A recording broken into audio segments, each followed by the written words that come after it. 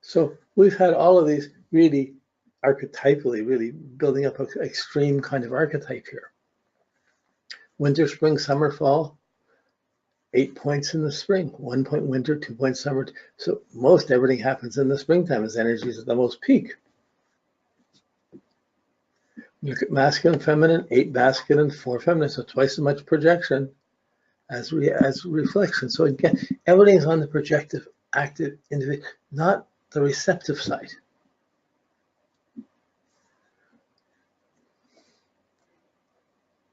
Okay, so you just imagine a kid having a kid and trying to bring up a kid like this. Don't jump on the Chesterfield, Johnny. What? Too late. Don't. It's going to try and do anything. 5 fire, 2 air, 4 earth, 0 water. 0 water. They're not, by nature, anything emotional or sympathetic or judgmental, or emotional, judgmental, taking things personally, judging the results of things. No, it's earth and fire. It's having and doing. Doing is the fire. I got to do. I got to be active. I got to do. Don't get in my way. And earth is the practical. That's the Taurus moon. The having things, the practical things, the materialistic things. So it's driving materialistically, practically.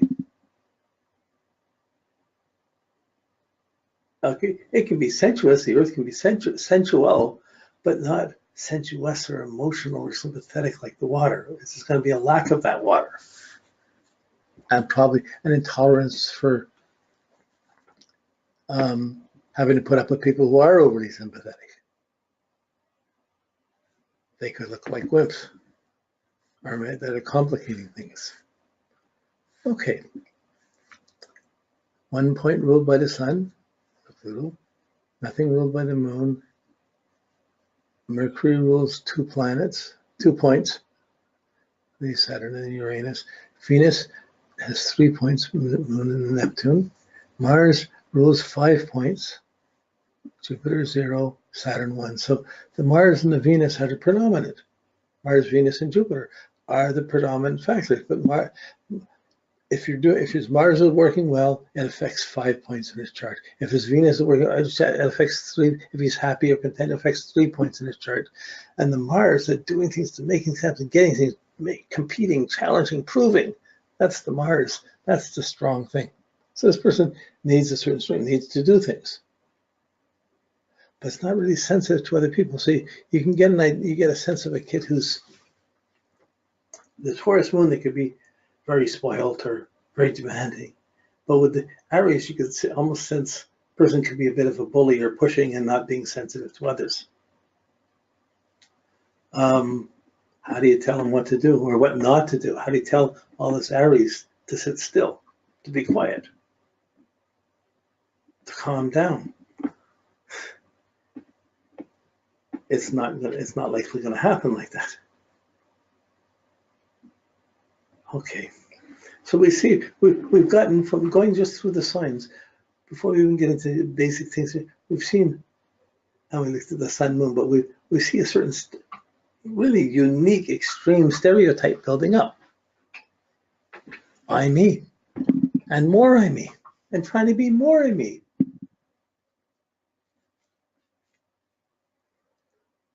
How many people you know like that? Just pushing for their own thing, and then more, doing their own thing. Aries doesn't stay put. It's like wham, bam, thank you, man. They're on the go. They don't hold back and slow down. But in terms of courage, Mars conjunct the sun, and there's a lot of strength, a lot of force in this chart. So, but right now we see this incredible individuality doing one's own thing. What's he doing? What's he doing? What's he going to do? What's happening? What's up? As soon as he asks what's happening, he's probably on to the next thing. And won't have the time to explain it.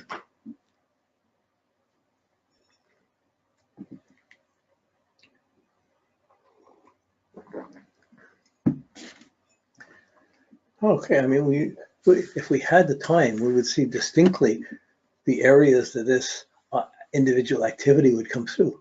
If a person had Pisces rising, they'd have all of that probably in the first house, late Pisces rising. Or like, if they had an early Taurus rising, they might be in the 12th house. It was if they had the Cancer rising, it could be up in the midheaven. Like if it was down in the 4th house. There's so many different ways, but you don't want to get lost in that. You want to work without it. That may come back to us later on as we get to know more about it, but when you meet the person, you're going to have some things filled in, but you have to work with what you know is valid. And that's still going to be useful for the person who's coming to see you. You just can't be so specific, but you can still see the timing of major crises and major events. Not all of them. You're always going to be missing the 4 of the angles. And if the angle's in the middle of the ascendant, is in the middle of that Aries bunch, or on the moon, you're not going to see if one of the angles is there. It's going to be sort of, the angles are going to be really hard to know it's the angle. Okay, so, okay, yeah, that's pretty straightforward here. I'll take this over. I want to let's just work on the chart for a bit. So, that's considered a stellium when you have a whole bunch in one place. But even when you have a stellium like this, you still, when you're understanding, you have to do one planet at a time and see how they work. So we're going to start with the moon. His moon's in Taurus. This is the stubborn moon that likes their comfort, likes their nourishing, likes to be happy, wants to be loved, wants to be fed, wants to have comforts.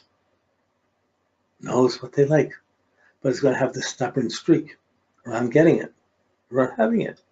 Now the moon doesn't have any really sextiles or trines, so I don't watch them that much, but it has this one bad aspect, one difficult aspect, is the Pluto square, the moon.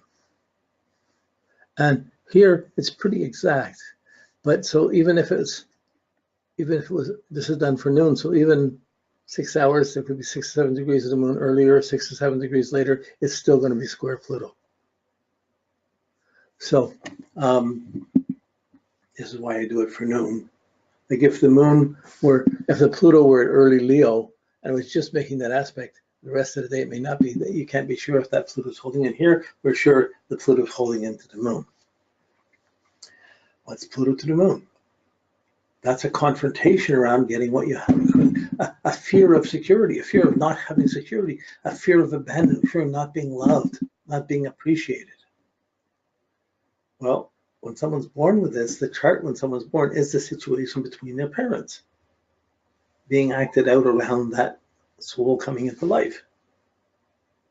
So the mom, moon, had a rough time, was confronted, was harsh. She had a difficult delivery. There was probably a long birth, and the mother was tired or not feeding it, was afraid and challenged and had to take care of things without much support. And when it was over, she had to take the time to heal herself from having the baby. So because it was a harsh experience, he wouldn't have got a lot of natural sympathy from mom. There would have been a harshness there, a challenge there. That's a good example. It could simply be the mom didn't want to have a kid or was forced to, or there were some issues, but there certainly was a harshness around the homes and the feelings and the link to mom. It wasn't easy. So when we know, it's interesting, even no matter what the aspects are going to the moon is still going to need to be in Taurus. It's still going to need to be ruled by Venus. It's still going to need to be appreciated, comfortable, feel good. It's still going to know what it likes, what's nice, what it wants. And it's going to try and hold on to them. It's still going to be that stubborn Taurus moon. I like this, I want this.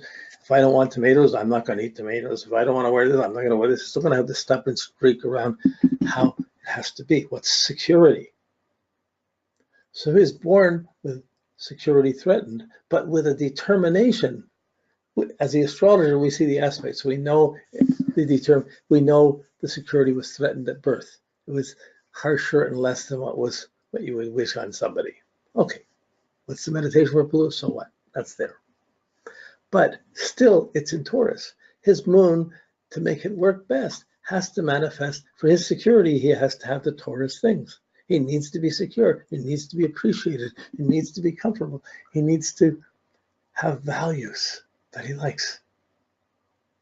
But because he sees what he needs, he's also going to feel they're being blocked or they're being attacked, and I have to fight against that. So it's going to have the stubborn kid who, if they don't get what they want, they can have a temper tantrum to get what they want. I mean, it's possible it could have been a colicky kid, even like, I don't know, but there's certainly some threat around this. The security is there. We see by the aspect of pressure is, but the person is going to have to fight against that and still have to be the Taurus moon and not and fight against the adversity, whether it's another brother or another person or other people fighting for it. I think he would demand all attention. He would demand having to be careful, or would blow up if he didn't get what he wanted. So how do you tell a kid they can't have the dessert? They have to eat the regular food first. You have to almost force it on them. So you get this sense of a play of a stubborn kid who knows what they want, and if it's not fair, he's going to be mad. He's not going to get what he wants. It's not acceptable, and he'll have to fight to get what he wants anyways. So Pluto Moon is a survivor. Like, it's also, there is a sense of abuse or sense of fear or blocking around the early birth, around coming in. And that comes, you would only see that if you came close to the person. This person came in, this is what he knows.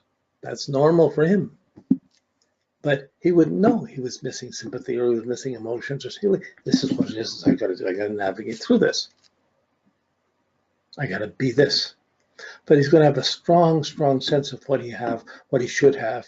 If he had a brother or sister, he'd always be sure nobody's getting a bigger dessert than me or a better dessert than me. So I got to have that. Like, this could be a strong, that Moon and Taurus, a little indulgent. It's ruled by Venus. I like this. I want this. I like the sweet things. I want these things. If I don't have them, that's not acceptable. I'm going to fight for them. So he would be a difficult brother or sister to have just on that moon side. You'd have, oh, geez, there he goes. Still going to be a kid with this attitude growing up.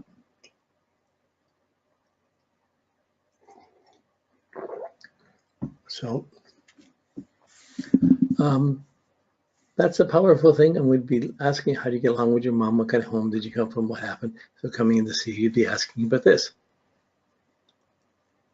This is a person in the world. This isn't one of my students. So we took an unknown character here. So it's not someone studying astrology. But this moon squaring Pluto, this is a problem to the outermost planet affecting the most inner. So there's outer power affecting his personal life, not necessarily in a comfortable way. Whether his parents weren't home, whether it was a single parent, whether it was, I'm not sure what this would be. But certainly the need to charm to get what one wants, and the need to want things, to have things, and to want it is strong, even though it's not likely being given to him that easily. He would have to take it himself or get it for himself. But he wants this wanting, this Taurus moon, I need this, I need this, I need to have this. That's strong and established. Came in with a stubborn streak. Well, this is one factor that's really different from all the Aries, which we're going to get to. But it is an anchoring factor. It is his foundation. It's his sense of security. I can't lose my security. I can't lose my home. It's difficult enough for Taurus to move. He would want to have things in place, want things to be consistently in a certain way, and control his feelings. He wouldn't want to be showing. He'd want to control his feelings to get what he wants. He wouldn't be expecting too much. He'd almost expect adversity, not sympathy. So there's a challenge around this. The challenge would be, how would you show affection? How would you relax? I mean, we do. So, but it's, we're trying to see it. So see the moon Taurus. It's a nice indulgent month. But stubborn, determined habits, ruled by the Venus.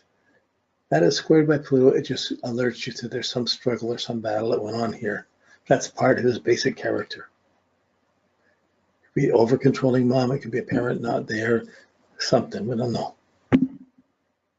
How that translates to an older person. Be an older person would be hard to get close to.